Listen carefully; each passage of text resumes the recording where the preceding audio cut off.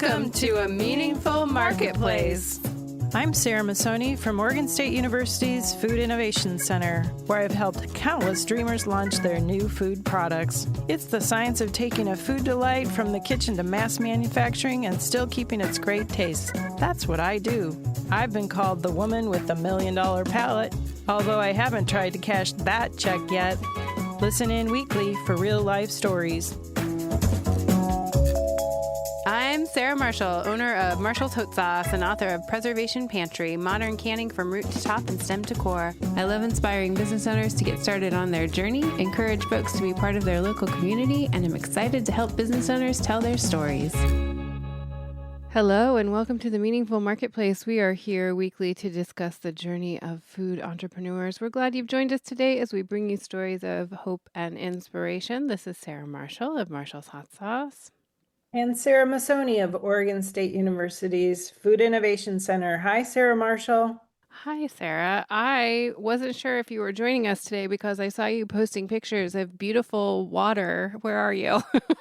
I'm down in Clearwater, Florida. We're having our April meeting for the Specialty Food Association's Board of Directors. And you decided to do it in Florida.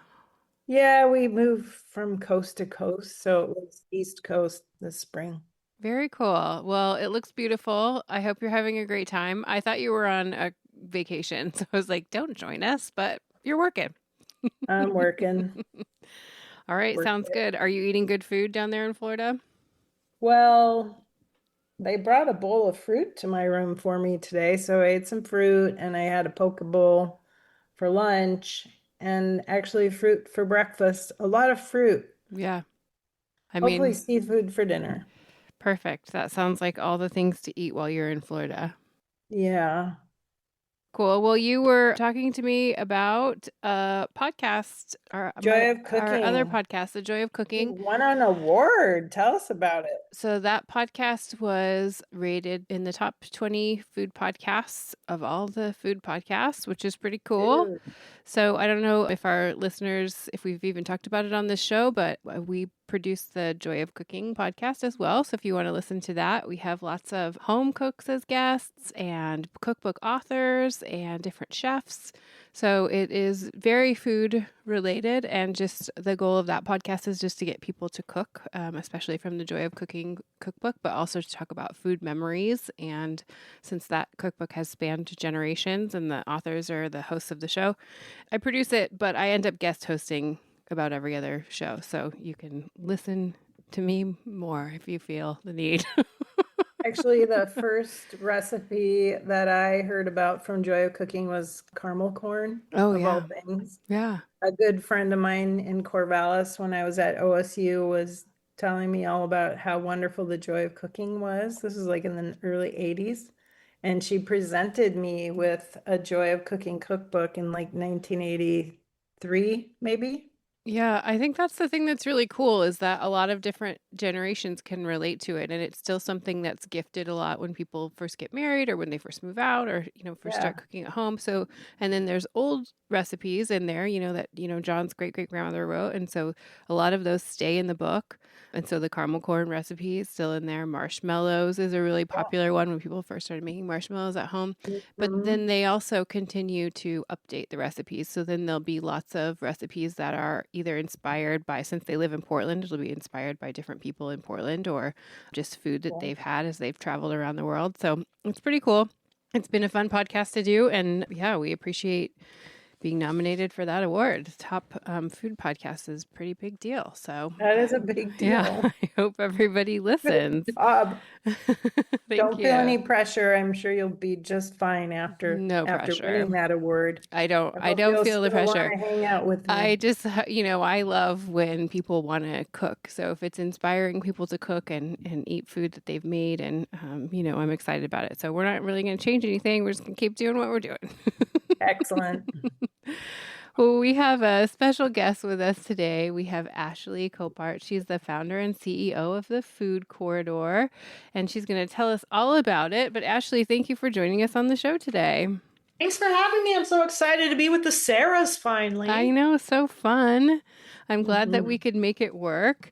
We always want to connect listeners to you or to the food corridor, wherever you want them to go. So if you want to tell people the Instagram on the website, how to find you, and then we'll link it in the show notes. Sure. So we're at Instagram at the Food Corridor. We are at thefoodcorridor.com. We are also at thekitchendoor.com, which we'll probably talk about here in a little while, and on the LinkedIn. So we're not too social, but we have a big And you have a community. podcast, We have a little YouTube channel? yeah, it's like interviews. Mm. So our YouTube channel has a bunch of interviews on it with different shared kitchen operators and different people in the industry. So we're doing some more content creation this year, which is exciting. Very cool. Well, we'll make sure to link all those things so people can easily click on them and find them. We always like to start at the beginning of your journey with developing, since you founded the Food Corridor, with founding it. When did that happen? What inspired you to do it? Yeah. So my mom was a food entrepreneur growing up. So I spent weekends getting up at 4 a.m. to go to the Travis County Farmers Market out in Austin, Texas. They started a hot sauce company, which you will be love, Sarah. It was called Yay. Sergeant Pepper's Hot Sauce. It was one of the first habanero sauces in the US. And we were in Austin and won some awards at the Austin Hot Sauce Festival. And this was kind of in the early 90s, right when Whole Foods was kind of becoming more well known. And my mom produced it in our home kitchen. So I remember in the summer times having to wear swim goggles over our eyes because we'd be crying from how hot the peppers were. And it was just a great concept. And it was a family business. And I spent weekends at the farmers market with all the other vendors and their children. And it just was really formative for me. But one thing that stuck with me, and now that I, work in food entrepreneurship, is that they kind of struggled to get over the hump, to commercialize. And we were out in Lake Travis, which is kind of far from the city center, and there wasn't a commercial kitchen out there for commercialization. So we did it in our home kitchen, as a cottage production.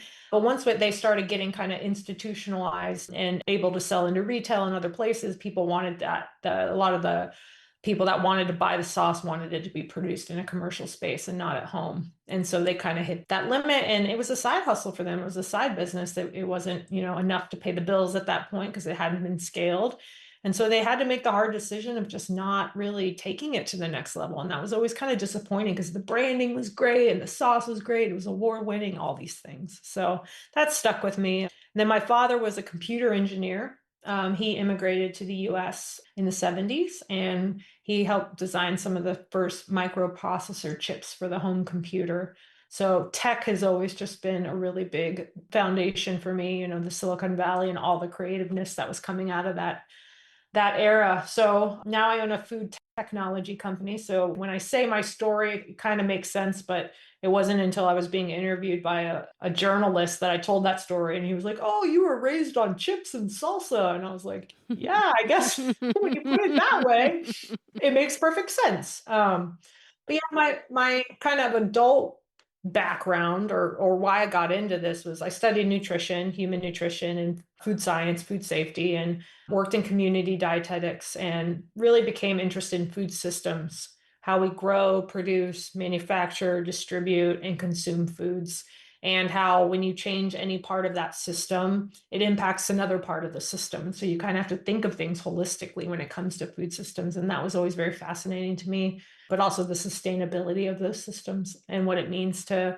have access to local and regional food systems, especially when shit hits the fan. We've had shit hit the fan, through COVID, and, there's big things happening in the world right now. And I know when COVID happened, people went right to their local regional food systems and were trying to get local meat and trying to get local dairy. And it was kind of like, oh, first time a lot of people had ever thought about the necessity of having those systems fortified in case of emergencies and just in case, in just preventative senses.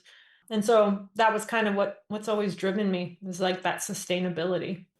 Very cool. And when did you start the food corridor?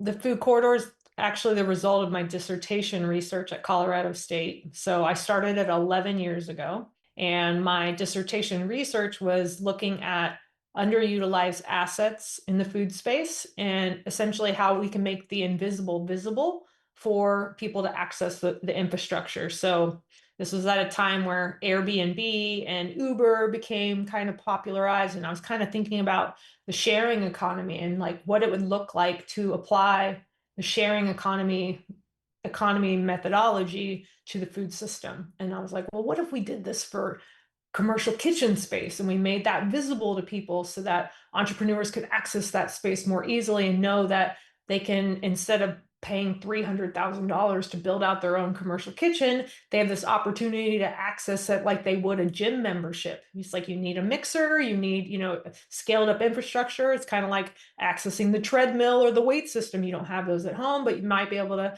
pay a membership to get access to these commercial spaces. And the ideas that would blossom out of the access entry points that were made visible. And so I studied that at Colorado State, and then the feedback on my surveys of this idea were so good that I decided to commercialize it myself and build the software around the idea.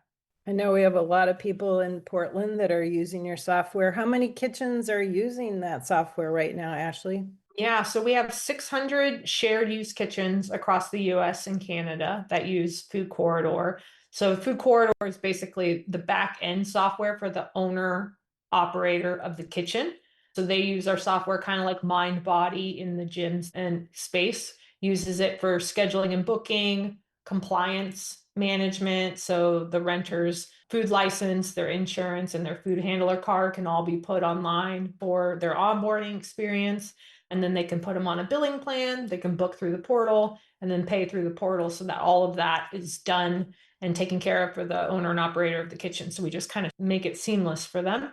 But yeah, 600 kitchens are now using it. And the cool part we've noticed in the last few years is kitchens that are on our platform that are opening second and third locations, because we've been able to help them operationalize their back end and they can scale that. So we even see like the kitchen operator's ability to scale, which is always really awesome to have that happen. And I've talked to lots of people that use kitchens that use your software, and they're all very thankful and grateful for how organized the kitchen is now. Having been there without it and now with it, they think it's way better. Yeah, I think it helps them kind of also organize themselves a little bit. I know a lot of the food entrepreneurs being able to see, they're trying to do their COGS and they're trying to figure out how much time did I spend. They can go and get their reports and know exactly, what they're spending and what their production times are and if they're getting more efficient. So yeah, I think it can serve as a really great tool to help the entrepreneur themselves as well. And I think a lot of times the people that are running those kitchens are usually entrepreneurs themselves. Like they've rented the kitchen and they're renting it out to other people. So they're busy people already because they're already trying to run a business. That's how it was in the shared kitchen that I was in. My friend had Masala Pop, which was her own business, but then because she signed the lease, she had to run the kitchen. So your software didn't exist then. This was quite some time ago. But I think as soon as I was looking through all the different things that you did, I was like, oh, this is exactly what she needed.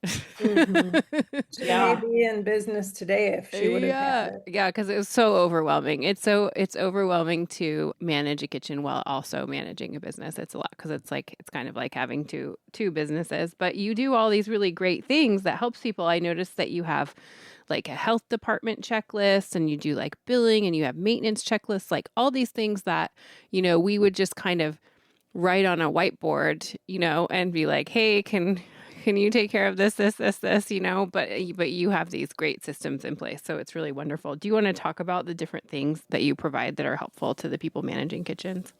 Yeah, in addition to kind of just the software, one of the things we've always done is try to build community. So, to your point, oftentimes these folks that are running kitchens are, an island into themselves. They're running their own business, and then they have this other business model that's kind of obscure. It's like they're renting out space and they're, like you said, they're hacking things together. They have the dry erase board and they have the Google Sheets, and they're just like trying to keep it all coordinated. But it's not often that they meet other owners and operators of kitchens. And so we found when you bring those folks together, they can commune over the issues of the day, but also solve problems together.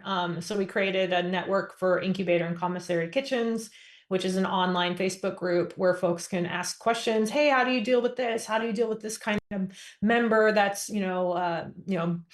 paying but not actually producing in the kitchen? Or how do you handle your health department? There's all these different issues that they face. And when they can crowdsource solutions, it really becomes powerful. And so that's turned into its own community. It's turned into its own newsletter that we do every month. It's turned into an annual summit where we actually bring people together. And like you guys, we celebrate food and we look at the local food system of a city that we're going to, and we tour kitchens and we look at different models and crowdsource solutions and have fun together and eat good food. So it's, we try to provide resources in addition to just software, because I think software can feel kind of transactional, and as we all know, food is relational. And so the people in food tend to really want those types of experiences. And that's been wonderful. We also have tools available, toolkits, best practices, one-pagers, operations manuals that people can just turnkey plug and play so that they don't have to create all those things from scratch. So, we've tried to service the industry to help them all move forward and know what those best practices are, because when they win, we win, and then when they win, the food businesses win. So it's kind of this virtuous cycle. So we feel pretty blessed to be at the center of it. That's really cool. We're going to take a quick break. When we come back, I want to hear more about how people can sign up and be part of the things that you do. So we'll be right back. Oregon State University's College of Agricultural Sciences and the Food Innovation Center are proud sponsors of Meaningful Marketplace. With a mission to serve all Oregonians, we are committed to giving voice to those whose food and agricultural stories are not always heard. By providing access and opportunity for a more diverse and just food system, because food brings people together. I've been around Ashley a lot, and she hasn't actually asked me to sign up for the food corridor or the kitchen stuff. I'm kind of wondering what she would say to me if she heard that I was going to start a kitchen. Sarah, I would tell you to run. You don't have time. No.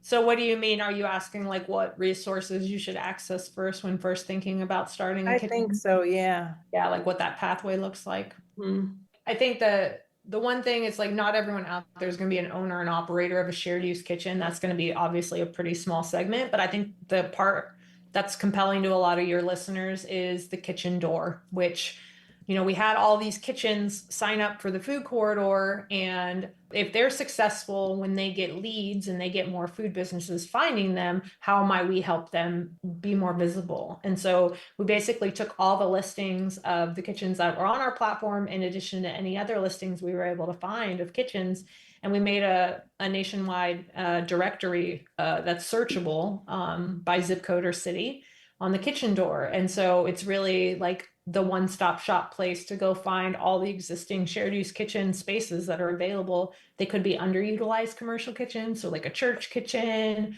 or a restaurant that has, some capacity that it wants to rent out in its off time, or they can be a standardized commissary kitchen, all the way to our incubator kitchens, which are essentially commissary kitchens that also provide ecosystem services and business development services to kind of support the entrepreneurs through their journey, versus just offering the space and the storage. They're also providing them with mentors and courses and shared kitchen 101 and workshops and how to start a food business kind of stuff. So, and if people want to just go in, if they're looking for a kitchen, because a lot of our listeners are in the entrepreneur space, and so if they're interested in finding a kitchen just to rent, do they need to sign up for something special? Do they just go onto your website? How do they find a kitchen if they're looking for one? Yeah, so if you're a food business looking to find space, you can just go to thekitchendoor.com. You put in your zip code or your city. And a little map will show up of all the kitchens in your area. And then you can zoom out if you want to get a little bit more radius of kitchens. Through our system, you can email or you message them through the application. So it sends a message directly to the kitchen operators. And then For the operators, we have a leads manager, which will send the leads directly to their leads manager, and then they can onboard those folks or they can communicate with those folks in the system. So it kind of puts everything in one place. A lot of the customer discovery that we did was like it's annoying because people are texting and they're emailing and they're calling and they're using all these different communication methods, and this centralizes that, so it's all in one place and there's a paper trail from the get-go, from when the relationship with this food entrepreneur starts all the way through them renting the space. So it does standardize that. But if you're a food business, you can, search all the listings, look at photos of the kitchen, look at what equipment that they have, make sure they're a good fit for you before you send a message. And in the message, we ask some screening questions. What's your budget? How many hours do you need? What days and times work for you? What are you producing? Just some standard stuff so that the kitchen manager can see if they have the time availability and the space availability for that renter. Ashley, I know you love data. Do you have any data on how it would improve a kitchen manager's income if they were using your CRM system? We've done the maths on that. So we've had kitchens be able to increase their profits by 25% just by starting to use our platform. Because what happens is the entrepreneurs can book themselves in the spaces.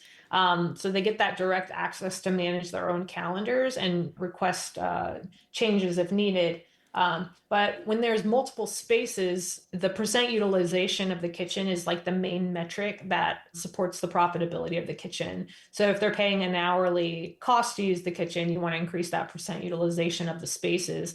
But you also want to make as many spaces available as possible. And so if you can host 4 different entrepreneurs in your kitchen at a time, you want to try to do that and maximize the space for the kitchen. And so that's what the software really allows for, is allowing that level, that granularity of booking different spaces or even pieces of equipment so that the operator is actually maximizing their revenue generation. Because oftentimes it'd be like, oh, I wasn't able to keep time of those people, or I don't know how long they were in there. And, there's just all these constraints because, Sarah Marshall, like you said, they have their own businesses going on. They don't have the bandwidth to be micromanaging all of the things that are happening. So the software really can do the heavy lifting. So yeah, it really can help a food entrepreneur that has capacity to have that extra revenue stream also as a passive revenue stream, Sarah.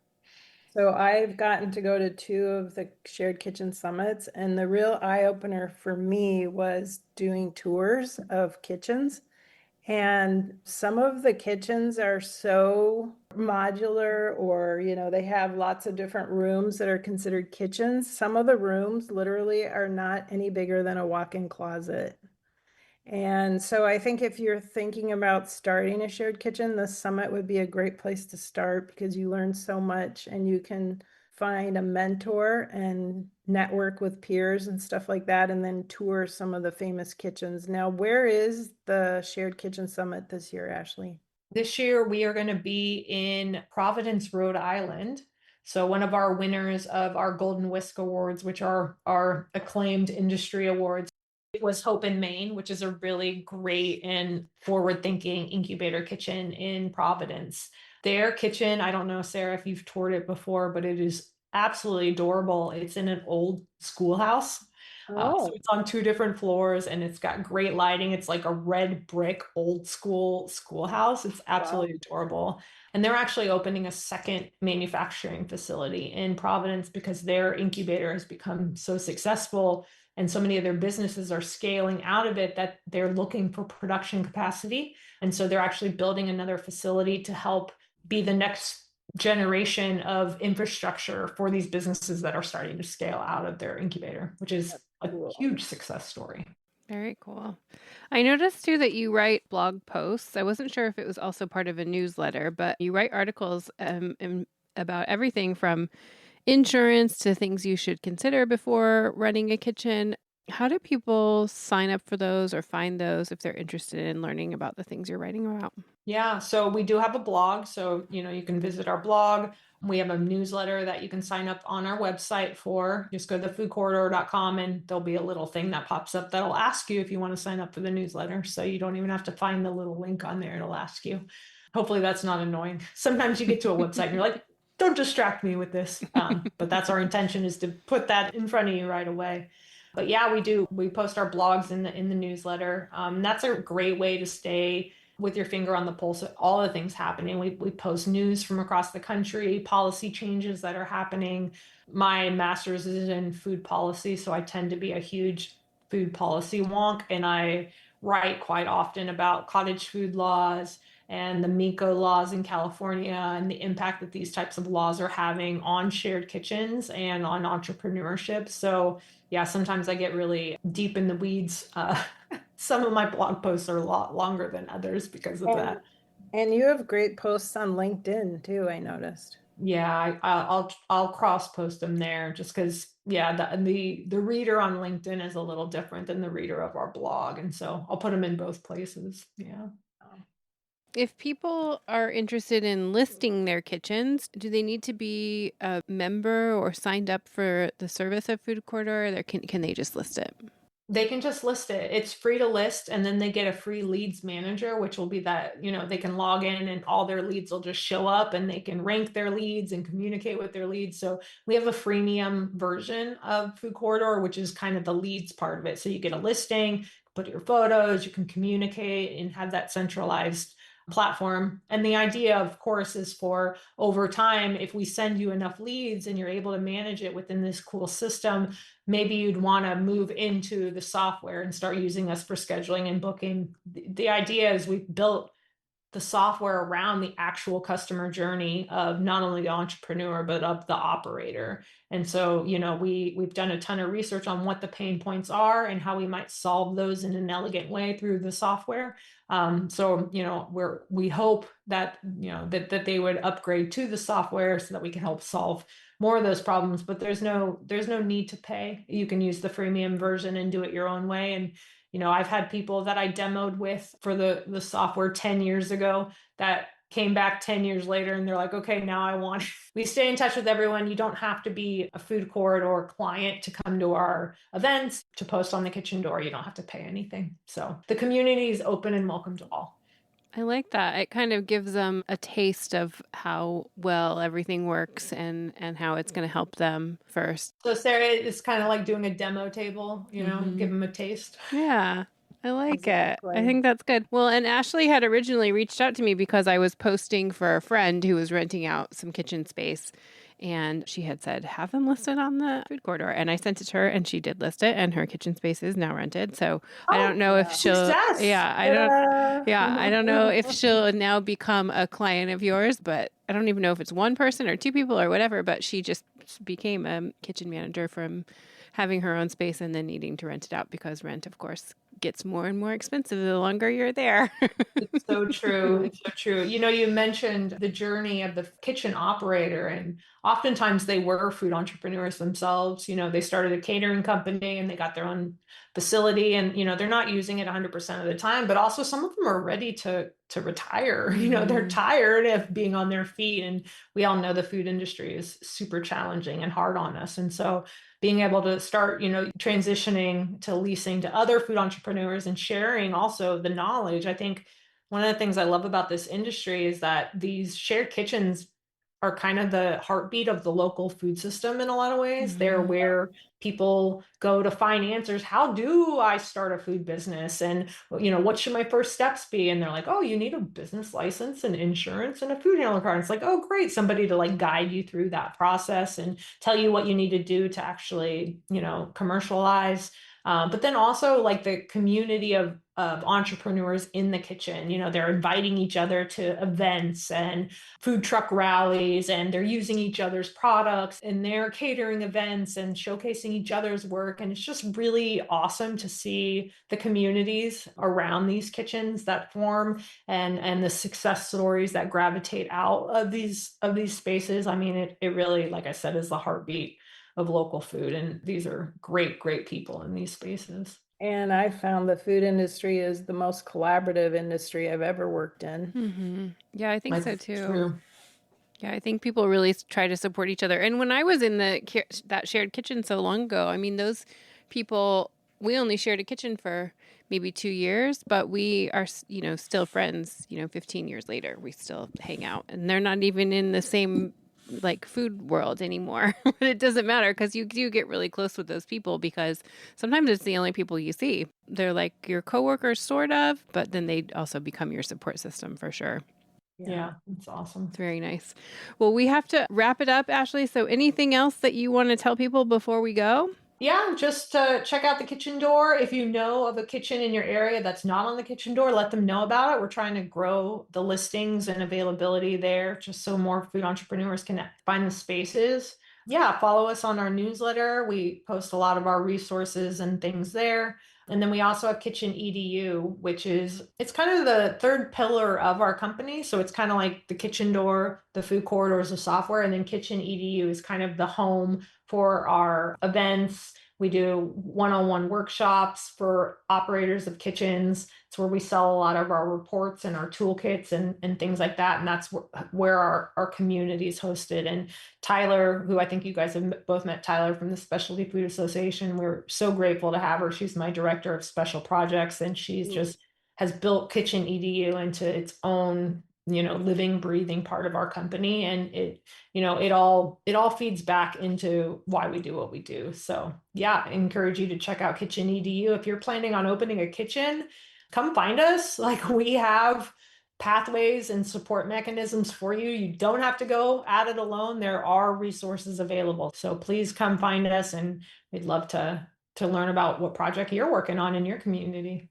Very cool. Well, I'm glad that we could make it work to have you on the show today. I think what you're doing is very beneficial to all the people that would be listening to the show and all our entrepreneur buddies. So thanks for creating something that's making people's lives easier. We appreciate it. Thanks, Sarah. And Sarah. And thanks to our listeners for listening to the Meaningful Marketplace podcast. Before you go, show some love for our podcast by leaving us a review on Apple Podcasts and iTunes. You can follow us on Instagram or YouTube at Meaningful Marketplace Podcast, and you can call or text Sarah and I with questions at 503-395-8858. We couldn't do this without our fantastic team at Joy of Creation Production House. Thanks to Haley, our audio engineer, and today's producer, Dirk. And we will be back next week. Thanks for joining, everybody. Bye. Bye for now. If you love the stories we bring you each week, please consider supporting us on Patreon. As an independent media company, your support is absolutely essential. It allows us to continue creating high-quality professional episodes that amplify the voices of women, small business owners, writers, artists, and creatives, and keep their stories free from commercial pressure. By becoming a Patreon member, you're not just supporting us, you're investing in the future of independent media. Please visit patreon.com/The Joy of Creation Production House to join our community today.